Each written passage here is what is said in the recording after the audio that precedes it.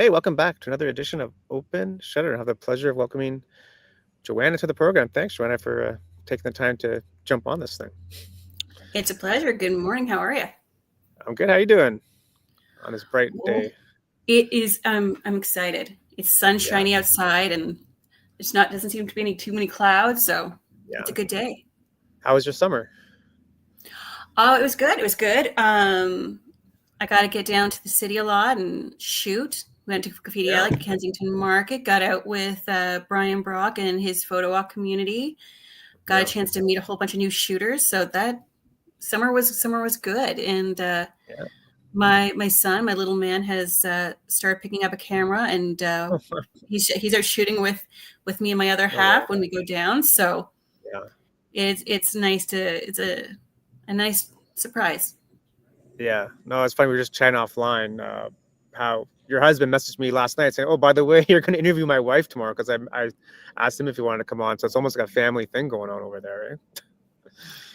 That's the beauty of photography, and we can all Yeah, love photography, and not it doesn't even have to be the same type of photography. So my son's really into toy photography. yeah. My Cool. husband's getting into street photography and loves nature photography. So we Wow. can all love it, and that's the beauty of it.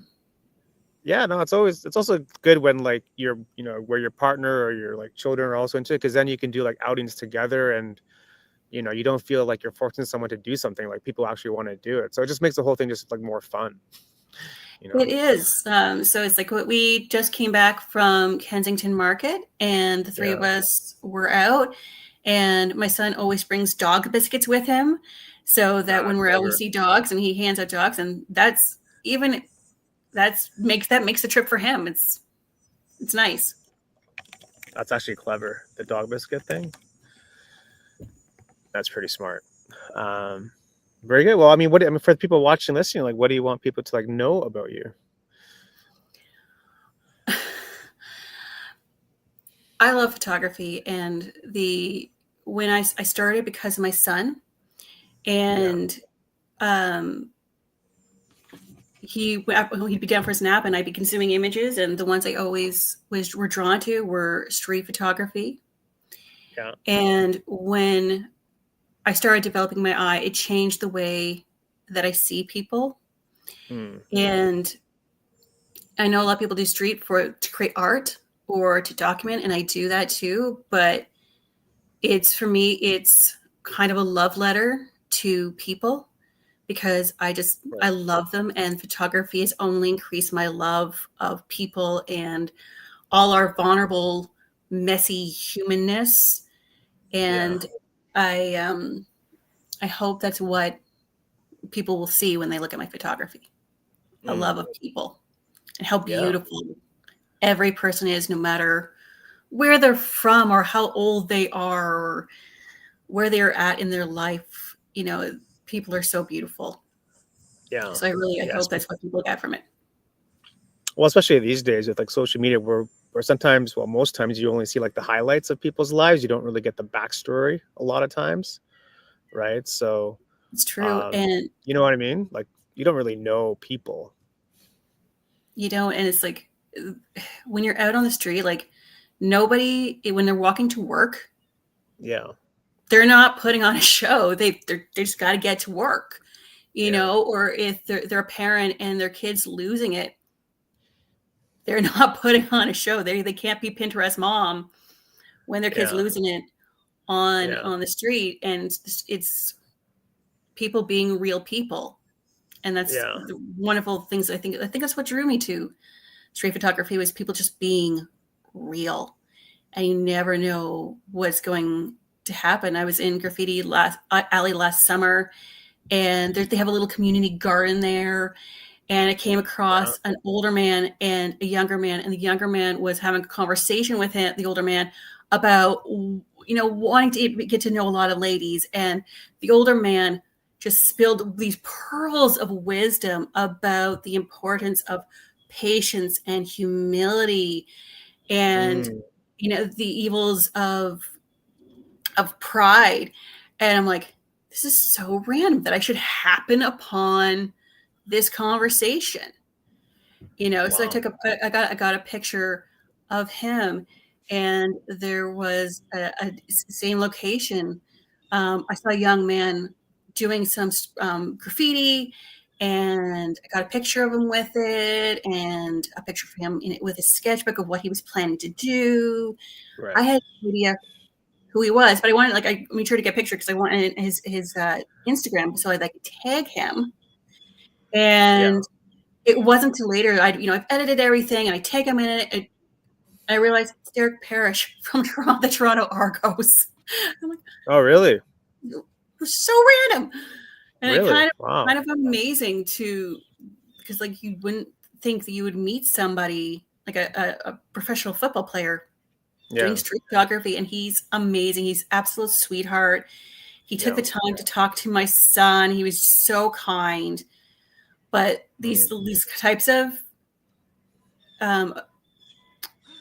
these experiences and these opportunities I wouldn't have them if I was in the studio in a controlled Right. environment. Yeah. These happy, wonderful little happenstances only happen when you're out on the street. And you talk to any street photographer and they tell you, like, the things you see, Yeah. you can't plan them.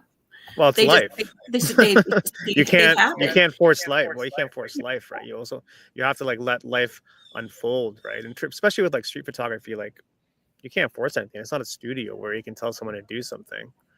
And that's kind of the best part is like you go out and the sun is going to do what the sun's going to do, and the clouds are going to do what the clouds are going to do. And Yeah. I have no say in what people are wearing or what mood they're in or the interactions that they're going to have, the memories that they're going to have. And you have to know your stuff. You have to have your tools ready and be there to catch it. You can't, it's magic. It's just magic that way. Yeah, and at the same time, you also have to put like yourself out there too, especially when you're trying to like talk to people and explain what you're doing and approach people and try to get their story. It's like you have to put yourself out there too, right? It's not. I mean, you could be a sniper and just have like a long lens and just take people from like a distance. But to me, that's you're not. You know what I mean? Like you're not really getting the story though. You know. Mm-hmm. Well, that's the thing. It's like sometimes you're going to get a chance to talk to people, and sometimes you can't. If they're on the opposite side of the street and they're beelining it, you're not going to get a chance to actually talk to them. And sometimes you do. So I really like sometimes we have a farmer's market up the street. And if I can't go down the city, I'll head up to the farmer's market, and I get to meet members of my own community and their families and the kids. And their children are so beautiful. Yeah. They're not shy. Most of them aren't shy at all. They're like, oh yeah, like they have all their emotions are right at the surface. Mm-hmm. So that's your husband calling. No, that's my husband running to get it, so he won't keep interrupting. Okay. But it's, and then you see them later, and they remember you, and it's great because it's a positive memory. That's what we always hope for. Like any interaction that you have when you're out shooting, that you are creating positive reactions, having positive interactions with them, and creating positive memories for them, so that when they see it or like someone asks about it, they like, oh yeah, like they think it's wonderful. I haven't actually had too many negative responses, and I'm very thankful. I'm very thankful for it. Some people that are like, oh, like what is this? Like, why are you taking my picture? And you have to have that 30-second elevator answer just ready so that they can to explain it to them. And so I try to beforehand find a point of commonality. So if it's a mom or a parent, I'm a parent. I can we have that thing in common, or I could talk to them about how, in our history books, we see politicians and wars and rebellions, but there's all this history happening around us all the time. And it is just as worthy to be remembered And I find people receive that very well. Mm. There's a kind of agreement that, people laughing or, people having those small moments, that those moments are worth remembering. And I find a lot of people receive that very well, regardless of whether I'm home in my small town or in the city, men, women. Like, I find that people receive that well. Yeah, like, I'm sure they're probably a little bit surprised too, right? You actually have an interest in me, right? It's almost like, oh, you're actually interested in me. Like, I think sometimes we have this, perception that, like, no one's paying attention, no one looking at us, because it's like a human need to, like, want to be seen, right? But especially in today's world, like the world is very noisy, so it's hard to get noticed. So the fact that someone else is going to notice you, I think goes like a long way. And some people, like, don't want to be noticed, and some people do, and that's okay. That's okay. Sure. Yeah. Some people are like, what they're wearing can sometimes say, like, I want to be seen, I want to be noticed. And some people are like, yeah, you kind of know. It's a gut feeling. You have to read the room. Yeah, you gotta read the room. Yeah. You can't force yourself on someone. It's like, oh, look at me. I was like, you definitely got to read the room for sure. It's true. But it's like, generally, like, I find when you're in the city, though, there's so much going on. Most people don't even notice that I'm there. Yeah. They don't care. How does that make you feel, though? But how does that make you feel? Oh, I'm totally cool with that. That because I don't really like the posies, like pictures. Like, I don't like it. There's a reason why I don't really shoot it. I would rather see people for who they are and remember them for who they are, than to remember who they were pretending to be in a photo. And that's in street. People are just being themselves, and they're going to be more themselves if they don't notice me. So I don't generally, wear, red and a big funny red hat, so that people notice me. It's like, I'm totally cool with being a fly on the wall, and that is totally fine, because it makes it a lot easier to keep things candid and authentic.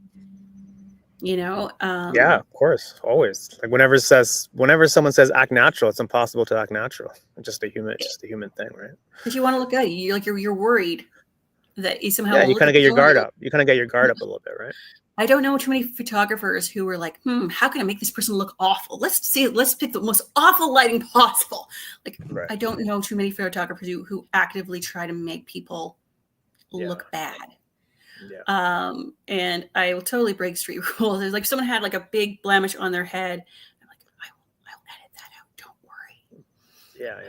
I won't let you look awful, because I know that I'm not a big, I realize the hypocrisy. I don't like having my photo taken.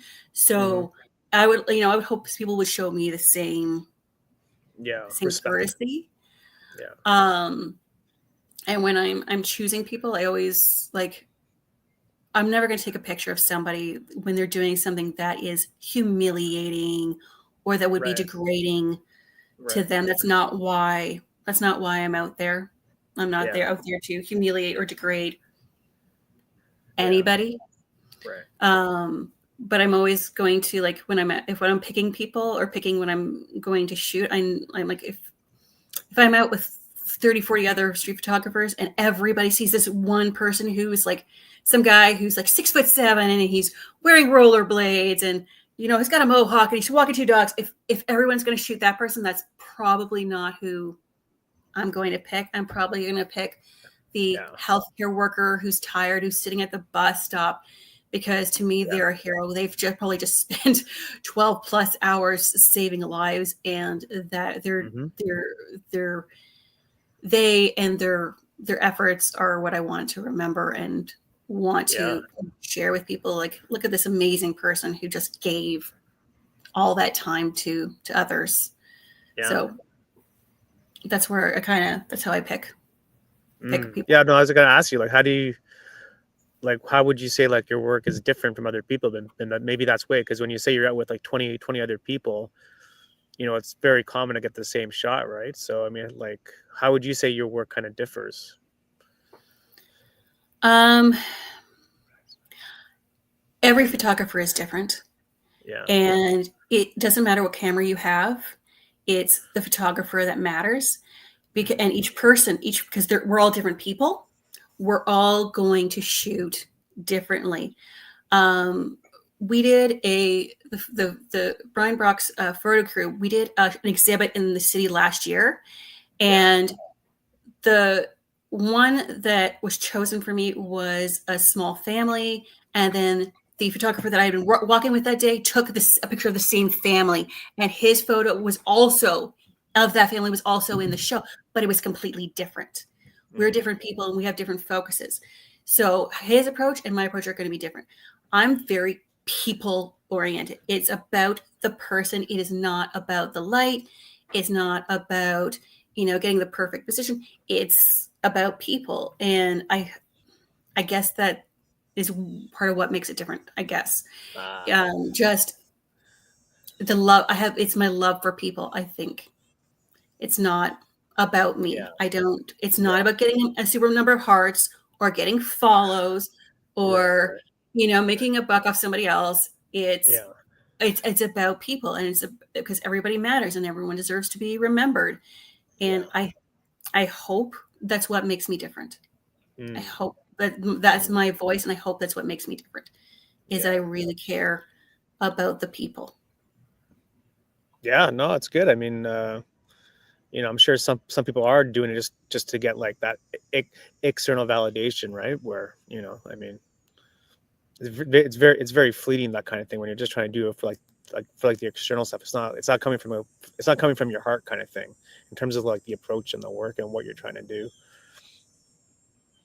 But at the same time, it's like I know that like I've had this wonderful opportunity to be a part of Yeah. this community, and I've had an opportunity to meet them and talk to them and start to get to know their hearts, and they're beautiful. Yeah. um like Brian Whitmore, I love Yeah. his work. That Mm. as a photographer, he carves light like butter. Yeah. He owns it, and he is so talented, but he's got the biggest heart, and he's just a beautiful, beautiful human being. um and I could listen to Bryan Brock talk about photography all day, but he Yeah. has but then his backstory is amazing, and why he's shooting is Yeah. He's got that new exhibit up yep, right Faces of now in Scarborough, Scarborough. and I Yeah, I want to go saw and I've that. seen a few shots Saw from it, that. and I'm like, oh, Yeah. I need to go and see that. And Yeah, that's I saw that. his visual signature is so strong. It's so Yeah. strong. When you Google Toronto street photographers, go to the images, and Right. his work just pops Yeah. every single time. He just puts out an incredibly strong body of work Yeah. all the time, and Yeah. his level of talent and dedication is very consistent. So Yeah, no, exactly. And that comes with just like practice and just kind of keeping at it. Where I think people sometimes have this like illusion that it just happens overnight. It's like you need to like master like the camera and like how you approach things, but also like you also need to have like your own kind of like style, right? Because people want yeah, to follow trends and they want to follow the trends and they want to follow what might go viral or whatnot or whatever. But at the end of the day, like you really need like your own style. So when someone looks at someone's photo, it's like, oh, that's a photo from Joanna. It's like, I know that style, right? And that's not easy to do. That comes with a lot of practice. well, I think a lot of people coming out, like if I was just going to give any advice to somebody, like in terms Yeah. of just starting, I would say Yeah. be gentle with yourself. Mm. Be gentle with yourself, Right. and even in 10 years, like be gentle with yourself. Like sometimes you're going to go out for 10. You're going to walk for 10 hours. You're going to shoot 500 shots. You're going to get 50 that are workable, maybe 10 that are really good, and maybe only one that is truly going to be really stand out. Yeah. And you're like, oh man, I just spent 10 hours doing that. it's okay. Like if you know, like if 450 of those shots aren't awesome, that's okay. Just let it go. Yeah. Next time you go out, you might get something that's just going to knock you off your feet, because it's going to be so good. But every day, every walk's different, and the light's always going to be different. So just be gentle with yourself about it. Don't push yourself to be perfect. It's hard. The It's hard. minute you And pick it's up hard. a camera, It's like, hard. Yeah. you know, like, but you could buy the most expensive camera. You could get something really amazing, Sure. and that is not going to make your photos amazing. It's you who is going to make them amazing. And hopefully the light works in your favor, but you know, don't be too hard on yourself. You gotta just keep working at it. Yeah. That's it. Instagram calling today. That's Instagram calling. Instagram's calling. They're like, "What do you mean? Don't be hard on yourself." I'm joking.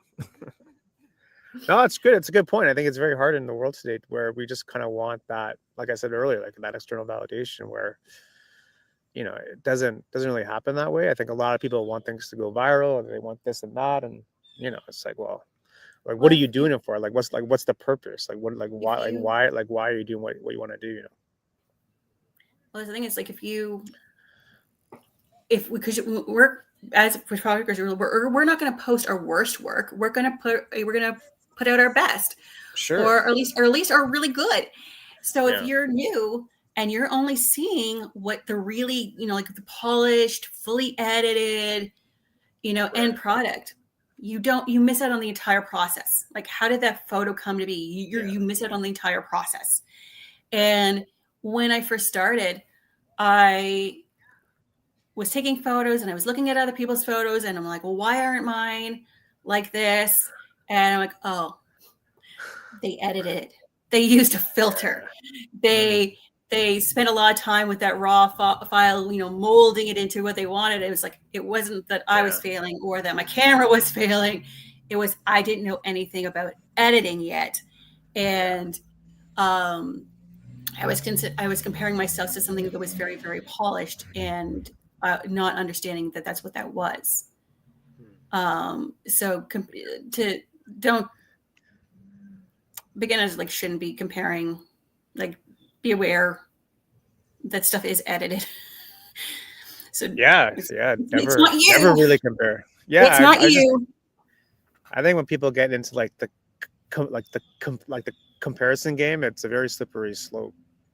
Oh, comparison is because that will never end. Like, you could be the greatest thing on planet Earth, but you're always going to be comparing yourself to someone else. Like, to me, it's like, you know, you just have to focus on you and like what you're trying to do. And like I always say this, like, you need to have like a North Star of like where you want to go with whatever you're doing, because that's going to help you out when things aren't going so well. You know, like, you need that like stability of like, okay, well, why am I doing what I want to do? Like, is it I want to go full time, or I want it to be like a side hustle? I want to make a book, like whatever the thing is. Like, you need that kind of like roadmap for yourself.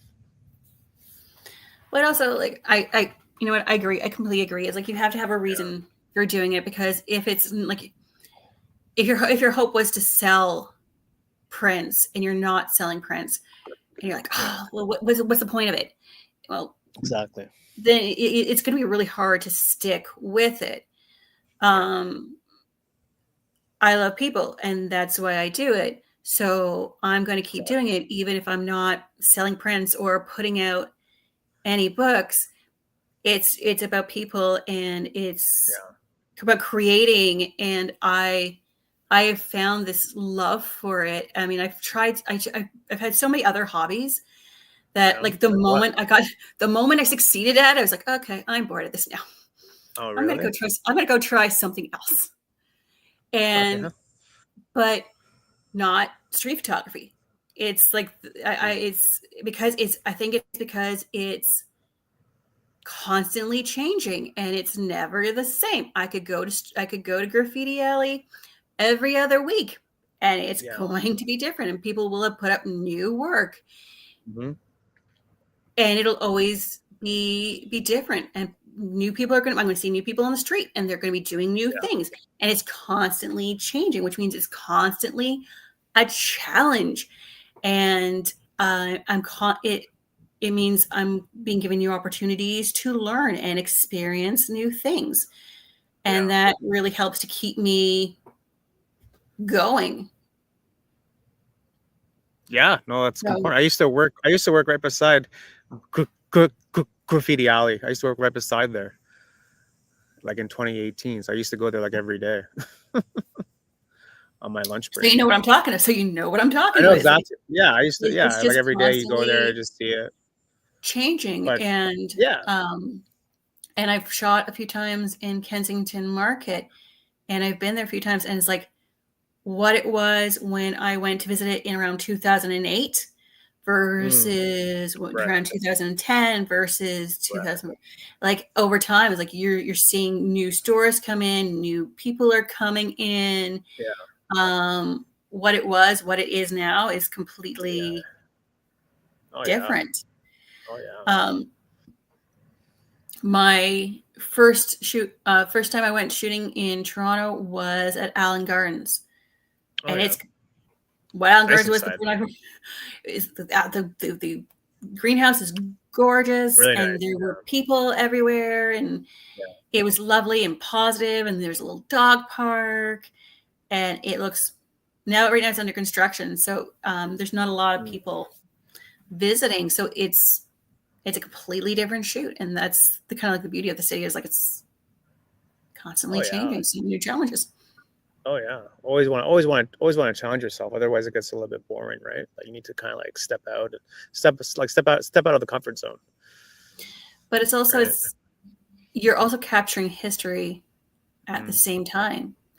If yeah. because I started shooting our farmers market around 2017, and I have been shooting it since then, even like not during the pandemic, obviously, but Right. and it has changed. Like the face of the vendors have changed. The diversity of Yeah. what's being offered has changed. But Right. because I've been shooting for this period of time, I'm catching that history over that Yeah. time period. And if you Yeah. go back, if you shoot in Kensington Market in 2014, and then you do it in 2017, 2020, 2025, you're Mm, catching history that we wouldn't normally see, that we would normally simply yeah. walk past. Yeah. Um, Interesting. you think about it, it's like there's a lot of things that are like people might say like, why are you shooting that? Hmm. That's mundane. Like, why are you shooting that? Mm. And it's like, well, think about it. Like 10 years from now, 20 years from now, what we see Totally as different. mundane and normal will be completely different. I have a shot of someone, they have their phone in front of their face, they're doing something in front of their phone in their face, and it's like, why? You see that all the time. I'm like, yes. Mm. But in I 10 years, cell phones won't look like mean, they do now. there may not even be cell phones in 10 years. You have no, we have no idea, right? We might It's just have almost little buds in our ears or something. no And idea, right? No idea. we have Yeah. no idea. I mean, if you think back to Robert Frank, he shot a photo called "The Trolley." Hmm. It's actually my favorite street photo. Um, it was shot in 1955, and it's just a photo of people riding the trolley. And it seems to them at the time, I would have been like, "Why are you taking that picture?" But we can look at it now, Those and we're people. seeing history. If you look at the way that people are grouped, right? You got like Yeah. the front Yeah. half of the trolley has white people, and the back Hmm. half of the trolley Hmm. has black people. And Hmm. back then, that was normal. Hmm. Segregation was normal. Hmm. And but now we're looking at it, and we can but because this photo exists, because someone took a picture of something that was mundane, because we can now look at this and uh, understand what the attitudes were back in the Yeah. day, Yeah. and which then puts us in some position to examine our own attitudes today and how things have changed, and then decide how we want to change them for the better for the future. Yeah. And that is the power and purpose of street photography. A totally once upon a time mundane photo that can change how we see the world.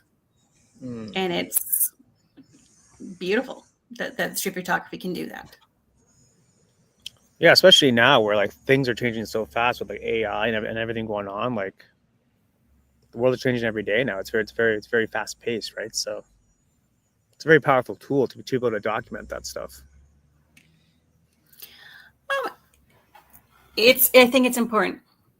I think it's important that we document, and that we have an opportunity to have these little windows into the world that was, and where we want it to be.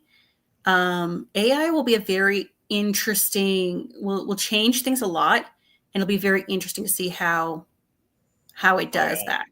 It's wild. It's Um, wild. it will definitely require us to ask the question, what is real? Yeah. Well, I mean, And also at that, the same time, people are going to gravitate to like real art, right? right? Because it's going to get, I don't know if it's going to be less, but it's going to be more appreciated to have something that's actually like real and not done by a computer, you know? Well, we were talking earlier about post photos, though. It's like, if I have a picture of my son and his hair is neat and tidy, and he's wearing very color coordinated clothes, and he has his school photo like this, right? 20 years now, when I look back at it, I'll see it. Yeah, it'll be a nice picture, but it won't remind me of who he was at that age, because that's totally not my son. My son's like, his hair, he likes to have his hair everywhere. He hates to have it brushed. And he's like, all he cares is that there's a shirt with a dinosaur on it. So that's who he is. That's what I want a photo of. I have a friend who, his daughter used to wear mixed match shoes and mixed match socks every day. And I would rather have a picture of her from her knees down than that picture of her, because I can see who she really, really is. And will I still see that if we use AI to change everything about the photo, to take the human out of the photo? But I know a lot of people are using it because it really helps with their workflow. And I would lie to say, it's like, I don't use any apps that use it. So it could be a very useful tool. We'll see how it changes things. It's already changed things, and how it's going to change things for us. Yeah, I'm sure it's pissing off a lot of the purists out there, where you can't even edit the photo. Like, the photo is the photo, right? That you can't. Some people say, oh, you can't even touch it. Like, whatever comes out of the camera is whatever comes out of the camera. So there's kind of like both worlds. That's kind of like colliding. Who knows? It is a spectrum, and people who I do shoot some film. We did the walk that was exhibited last year was a film walk. Yeah. And we were very fortunate that Ilford sponsored us, and Memento Photo Lab sponsored us, and they printed one for the show, but then they digitalized our photos. So, I mean, you can use apps like Magic Eraser to delete a distracting element on a digitalized film photo. But obviously, if you develop it, that element would still be there. Yeah. So it's interesting. Personal taste. Like, I have a photo of a little boy riding on his dad's shoulders, walking down Ossington. And I saw them coming because they were the height. So I kind of was like crossing the street. We're both crossing the street. I'm up like this. And I got the photo, but it looked like a phone pole was growing out of the child's head. Yeah. So I was able to remove it, but it was also one of my most well-received photos. Interesting, eh?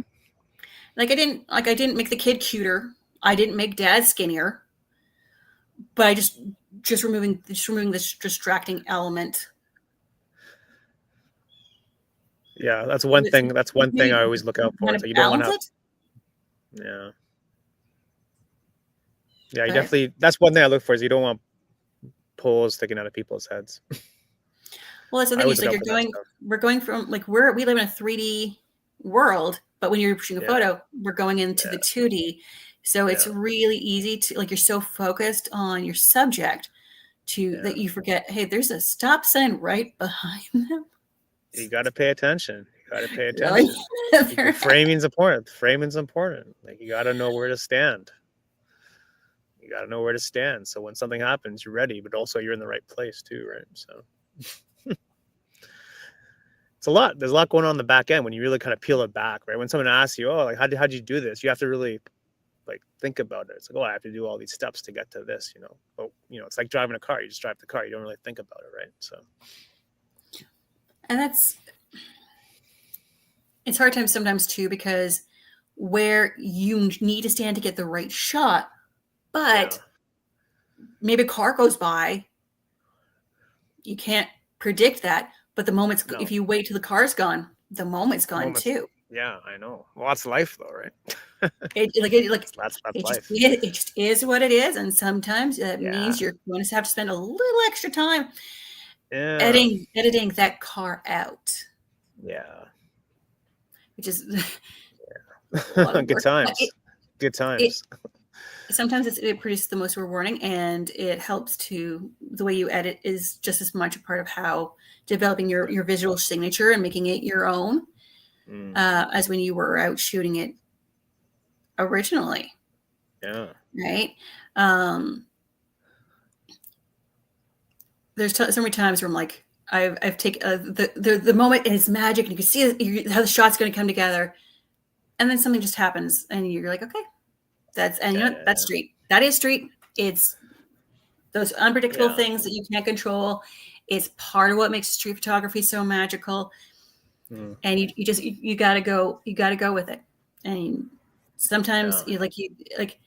I before I shot the black and white shot with the kid on his dad's shoulders earlier that morning. I've been out shooting color film, and I saw somebody with their kid on the shoulders, and I wanted to take that shot. And just as I was going to, an entire crowd just enveloped them, and I lost it. I was like, Yeah. no. No. Sometimes like Yeah. you miss that shot, but it's like, okay, now I know I want a shot like that, Right. and you'll get a second opportunity somewhere else, someday else. And I did the same day I got it. I got the other one. So Yeah. just it's okay. It'll sometimes stuff happens, and you just gotta go with it and let it go, and it's fine. Yeah. So it's It almost like it almost plants the seed of the idea of what you're what you want to get next time, right? Because it we kind get of these informs glimpses of the shots we want. Yeah. it informs what you want to kind of maybe look out for. Yeah. Exactly. You Exactly. know, Yeah. and sometimes the stuff in the background, you get a surprise. You get this extra little bit of treasure that you didn't know that you were capturing. Mm. And it just adds to the photo. So it's like the farmers market. There's a Halloween event, and there's someone who last year who came with a steampunk costume, Nice. and the costume by itself wasn't an awesome photo until I saw the back, and it's like, and there was a family behind reacting Uh, to what that person was wearing, you know. nice. Or Love when that. I was shooting on Ossington one day, and I saw this cute little old couple holding hands, and when I got the photo back because it was filmed, there's a younger couple behind them also holding hands, Oh, sick. and both couples, like, they're on the same foot. The husband is on the same side, the wife is on the same side, the husband's wearing a dark shirt, and the other husband's wearing a dark shirt. So they're almost the same, but it's like the older couple's farther along in life. They're farther along in their relationship. They're also farther along in the photo. So the story of the different stages of a relationship was captured, and I hadn't even seen that second couple when I was taking the picture because I was so focused. So sometimes those happy little surprises happen you didn't even Yeah. plan it. It's It's pretty. beautiful. It's a pretty good photo, eh? When you get that kind of like mirror image. That's pretty cool. Can't plan that. You know, it just happened. No. And then there's That's pretty times cool. where they're facing one way when you're going to take a, and just as you do it, they stop and they're looking at the camera, and it makes the connect with camera. Yeah. It just makes it more powerful. Oh I have a photo where like there was a father. I was talking to a dad, yeah. and his daughter was kind of like swinging around him, and she ended up falling. And her first gut reaction was to go to her father and be held by her father. So I have a picture of him and her, and her little face was nuzzled into his neck. And just as I took the photo, she stops and she looks directly at me, and I'm like, and there's the photo. So sometimes This one? yes, That's pretty like sick. originally her face was in his shoulder, and she at the last second she looked at me, and I'm like, she's you can see the upset in her eye, but how safe she feels with her dad. And her first thought was to go to him for comfort. And I love that I love taking photos of kids with their parents, that dynamic. I think the father-child relationship is beautiful and sometimes a little underestimated. So I really like to capture dads with their kids, because you can just tell from his face how much he loves her. It's pretty powerful. It's simple, yet there's also a lot of power to that photo too. And that's, I think, having her look at it, 100%. having her look at you, having her look at at me, what made it. 100%. 100%. It's all about the eyes there. Such a cutie. But when I do take photos of kids, what I try to do is wait 2 or 3 days before I will post the photo. And that is in part just because I want to keep them safe. Because like kids are we gotta be careful with kids and photos online. And I want to make sure that they are no longer where child is no longer where I was when I was shooting before I shoot it, just to keep them safe. And I think that, and I've was given permission by this parent to post that photo. But I also, she knew that I was going to make sure that I wasn't going to post it until she was no longer there. And that I was looking out for her child, that I was keeping her child safe, and I wasn't just using it to make myself, look good as a photographer. Really comforted her and made her feel good about me taking that photo. Yeah, it's about trust, right? It's really about trust there. Well, we have to remember the people out on the street, we call them subjects, but they're people. And we do not know what's going on in their day or what's happened in their past. So it's like, I'm not ever going to put a speed light in someone's face to get my photo. But I'm not going to put a speed light in someone's face, because how do I know that someone, isn't a vet who has PTSD? I don't. I want to be. I think we still need to be sensitive. Like, as much as we want to get a great photo, I think we still need to be sensitive to the people that we are shooting. Totally, 100%, 100%.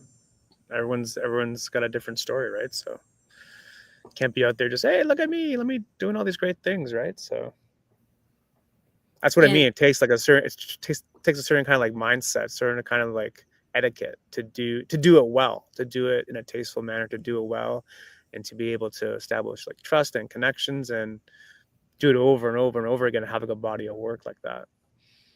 Well, there's a lot of different lots of different people, and there's a lot of different kind of shooters. I know some who are still very, very nervous about taking photos out on the street and actually talking to people. And I know some who, or I've heard of some or watched videos where they don't care. They want their photo. And Yeah. I'm like, Yeah. you know what? You're way more famous than me and you're a bigger name than me, or you might be more Right. established than me. I totally respect your work and you have your own approach and that's great. That just can't be my approach. I just can't Yeah. do It's that. not. It's not you. It's Um, not your personality. so I really try and balance the two. And I would be lying to say that there aren't people I'm like, oh, I really want to take a picture of that person, but they make Right. me very nervous. And I'm like, I don't think they're having a good day. So I'm gonna take a photo with my mind and keep going. But I also never want to throw anybody under the bus just so that I can get a great photo. Yeah. It's not. You It's know, not it's good. It's not. It's not good. It's not good karma to do right. that. Not good karma. Um, there are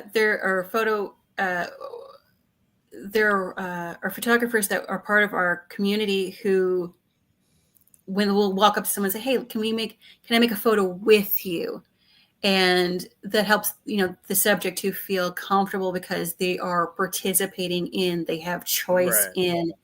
Yeah. And that is, I think that's a very considerate approach. I really like that. And I appreciate it. And I really respect that they can do that. And I'm like, Yeah. I need to try that.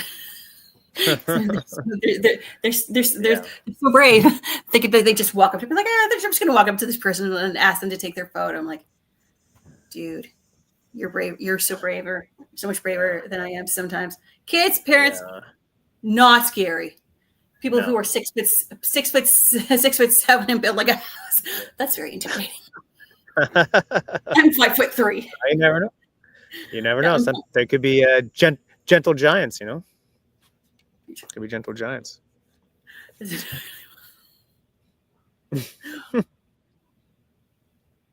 No, it's good. I mean, it's good. I mean, you can't change who you are. You gotta go with like who you are. Also, because when you talk to people, they're gonna know if you're genuine or not. So, you can't change it. You just gotta kind of like find like what fits your approach and style, really.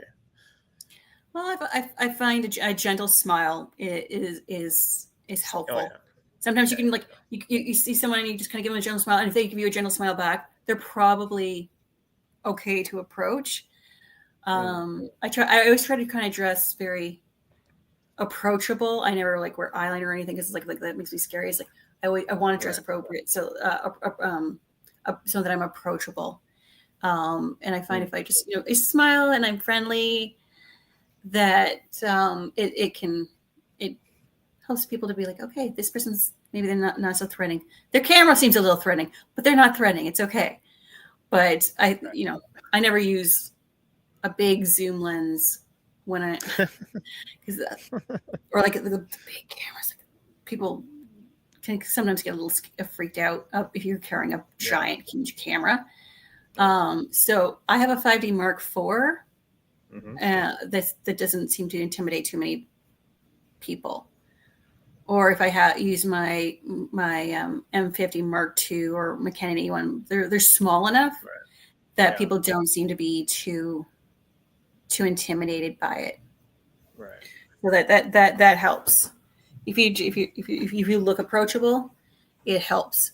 If It's a simple thing, but it's a big thing. Yeah. That can kind of, for some people, that can be hard.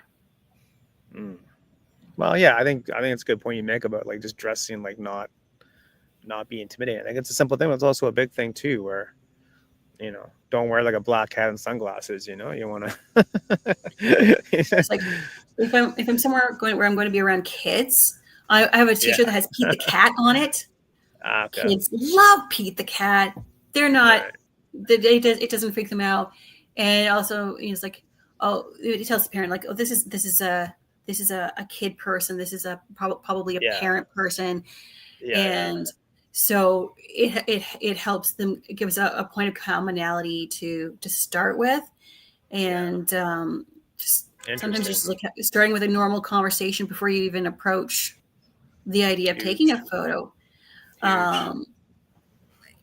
can be a thing. And some people are like are really open to it. It's like I was on Riverside with the on a photo walk, and there was a mom, and I was like, "Are you like a little person?" Like, no, it's a camera. It's a toy camera. And I'm like, why is this woman carrying a toy camera? Then her son popped down. He's all over the street, and I'm like, I was talking to him about his little camera. So I told him he could take a photo of me if I could take a photo of him. Of course, asked mom. And so the little boy and I took photos of each other. Nice. And Yeah, you have that kind of like mirror image, right? It's like it's a good approach. so I like that one. So he's not scared of me because like it's like, oh, who's this woman who has this big camera and pointing at me, but he gets to show off his camera. That like he gets to participate. Then it's not so intimidating and so scary. Yeah, because the other person's also in it too. It's good. It's a good point. So that's what I try to do. Yeah, it's interesting. So like, what do you like? Like, is there something that you want to get better at for yourself? I want to always. I want to get better at everything. I want to do everything. That's good. I always want to get better at talking to more people. Okay. I definitely want to get better at artificial light because right now I'm mostly natural light. Yeah. So like more studio work? I would love to try studio work. Yeah. Someday. I also really want to work on my own perfectionism and not allowing it to stop me from posting more and putting a book together. And like I've had some of the other photographers like, oh, are you going to try to put a zine together or put a book together? I'm like, oh, well, I want to make sure I have enough photos that are high quality and that have a theme. So it's like I have like 12 photos of parents and their kids. And I'm like, but 12 photos isn't enough for Could be a calendar. Could be a calendar. So that I think that's the big one for me is like I'm like I always want it to be perfect, and I'm like I have a number of photos that I need to get up and online. I'm probably going to do that after we're done. But that's the thing is like I let my need to like have everything perfect and looking its best before I'm like I get things out. So I need to get over my that. But what is perfect though? What does that look to you though? That is a very good question. It's like some like so like the lines. Is this line perfect? Is there something in the background? I'm like, are these little things? Am I getting the story across that I want to get across? Does this photo make me strong? Because like there are like when you see a great photo and you recognize it as a great photo, there's something that inside of you goes, wow. Yeah. That's a strong photo. That's amazing. And I want to have that reaction to those photos. And I want people to have those. So maybe that's my definition of perfect.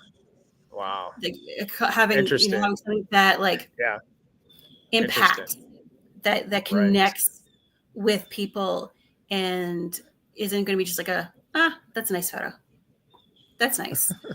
Because there's a lot of those out there. There's a lot of, that's nice. Mm-hmm. Next.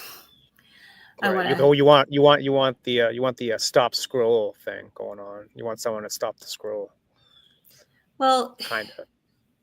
Not just for me. Like I want, I saw something special in that person, in what they were wearing, or in the moment that they were having, and I want, for people to see the value that I saw when I took it. So you see what that diamond in the rough that I saw when I saw it. Right. To see the beauty, all the beautiful human vulnerability, messiness. Yeah. And to see its value. And I want to make sure that I'm communicating that effectively. Yeah. Yeah. Challenging. I always find like the stuff that you love, it like people aren't I'm speaking from personal experience. Like people don't love it as much as you do because Of you course were not. there. You're tied to the emotion, where someone else wasn't there, so they're not tied to the emotion, right? So it's very difficult for someone to have that same feeling because they weren't there. You know what I mean? Like Mhm. it's tough. It's very difficult. That's fair. That's completely fair. But it's also You why know? I don't rely on my husband's opinion, because he loves me. He Yeah. loves me, so Right. he loves Yeah. my work, and my best friends and my sisters, like they love it. I'm like, but do you love it because you love it, or do you love it because you love me? Right. So I often will go Different. to other photographers who, like, maybe they like me and we have a positive association and we talk, but it's like they aren't they don't know me, so they can look at have a more Yeah. objective Sure. That's what you need. You need um more objective. Yeah. perspective. So that's like, Yeah. am I on the right track here? Like, am Yeah. I or am I too close? Like they have an objectivity that I don't have because I am so close. I love every Yeah. single person that I take a photo Yeah. of. Like, I have no idea who you. The person walking down the street. I have no idea who that person, but I love them. So Yeah. sometimes I need some another shooter to look at it and tell me, give me a Is it more good or is objective. it not good? Give me a They don't have a rating out of bias. 10. Give me a rating out of 10. They don't have a Yeah. bias. Yeah, Um, you definitely need like unbiased people for sure, 100%. Hard to find, but yeah, if you can find those people, then when they can and actually tell sometimes you the truth, right? I need to give it to people who know nothing about street photography, Mm, because interesting. another photographer, like, they understand light, they can understand, oh, she used rule of thirds here, and this is how she Hmm. drew attention to the subject, and they have they have the common language to understand the street photo, where Yeah. someone who has no idea what street photography is, um they might look at it and like, I have no idea what that is, I don't know why you took that photo. And sometimes they may go like, and they fall in love with it, and it gets them Yeah. questioning and gets them to go down the rabbit hole of street photography. And that's good too, like introducing people to new things and new opportunities is always good. Yeah, it's almost better to have like people that aren't into photography to like look at your work because they may get a better sense of what you're trying to do in a way because they're just normal people. They're just okay. That's a cool photo. I saw what you did there, or that person was interesting because that's a really like unbiased view when they know nothing about photography. They don't really know who you are, but you show them some work, and maybe that's a way to get like kind of good feedback too because you want to tell a story. So does that person get the story of what you're trying to tell them when they know nothing about photography or you? Or I don't know, it could be a way to get that, maybe. This is like just you get a rainbow of opinions. That way Yeah. you get different perspectives. Yeah. It's almost like showing a movie to people, but like not like you show it to an audience, but not like movie critics, and you get totally Mhm. different answers, right? Like the critic And hated it, but the audience loved it. It's like, okay, so what's good here? And you know what? And sometimes, if you're the only one who loves it, that's okay too. Oh, Sometimes of you just need to course, create work for you, and all the not time, for everybody else. every day. And you can love that photo for just for you, and that's okay. I recommend doing that every day for everybody because if it's not for you in some fashion, then it's hard to kind of keep going in the long term, like decades, because people can start and people can dabble, people can like play around, but if people want to like last like decades, then you really need to have it for you in some fashion, some way, even if it's like 5%, like, And it's entirely otherwise it becomes a possible. job. Sorry. Yeah, I just think otherwise it becomes like a job, right? It's like, well, And it's also entirely possible that you may take a photo that only you love now, and 20 years from now, 30 years from now, an audience will be ready for it. Maybe oh the yeah, audience wasn't ready for it now. Maybe 30 years from now, they will. oh yeah, Um, Vivian Meyer's work was found exactly, in a exactly, storage unit, exactly. and no one knew about it. And I don't No know one if knew. people at the time that she was shooting would really understand what she was doing. And now we Yeah, see her work, and it's a time phenomenal, capsule. phenomenal work. Like, It's phenomenal, right? You know, and there's so many amazing female photographers like Jill Friedman Mm-hmm. or Martha Cooper. Mm-hmm. There's Melissa O'Shaughnessy. Like there's so much so many talented women out shooting and out telling women's stories and telling stories from a woman's point of view, and they're amazing. And there's a million photographers, and there's a million photographers that we might never hear about until 20 years down the road, like Vivian Maier. And then when we do, we're like, yeah, it's a time capsule, right? Time wow. capsule. You never know. Like you never know when something's gonna land, you know. Again, it kind of goes against like today's world where people want it overnight. It's like, well, it may take you 20 years, it may take you 30 years, but you know, if it's good enough, it will somehow win eventually, somehow, some way, right? Like, gotta be patient. Patience is key sometimes, you know. Well, most times, but I mean, like there's some of your work might do really great right now, and some of it might just needs to shelve it and wait a little bit until it's not its time yet. Some people can receive it. Like yeah. Honest Ed's, downtown Toronto. Honest Ed's was around for a million years. People just walked past it all the time, and nobody cared. And we are so like maybe someone took a photo of it, and nobody received it, didn't care. They didn't receive it. Yeah. And now we see it, and everybody, because people had a connection to Honest Ed's, now connect with a photo, and it really connects with them, and it brings up this feeling of nostalgia and the role it played in the city for so long. So it's huge. Huge.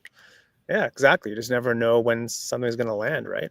But important thing is just kind of just being out there and just like constantly just practicing and just seeing what's shooting. What. You never know. Keep shooting. Just you just never know. Creating and keep practicing and keep building your craft, and those who are meant to receive it will, and that's and it will be. Sometimes people it will impact, and some people it won't, and that's great, and that's amazing. As long as people still love photos and still want those stories, as long as people want the stories, there's a reason to keep going and keep doing it. I think people always want stories, especially today. They always want to gravitate towards like real stories. I think that's just, especially like, you know, especially with like, you know, I think people are gonna like want like more so in terms of like documentaries and just like more of that stuff, especially against AI and all that stuff. I think people are gonna want more of that realness, that kind of like rawness. So there's a lot of power to that stuff. I think a lot of people will connect. I think you're right. I think people will thirst for it, and I have people who tell me like they don't want the filters, like they go on the videos and the photos of the people who are working out and are using full filters, and they're like, that's not real, and so they're thirsty for something that's real. Because in all our perfection, we're beautiful.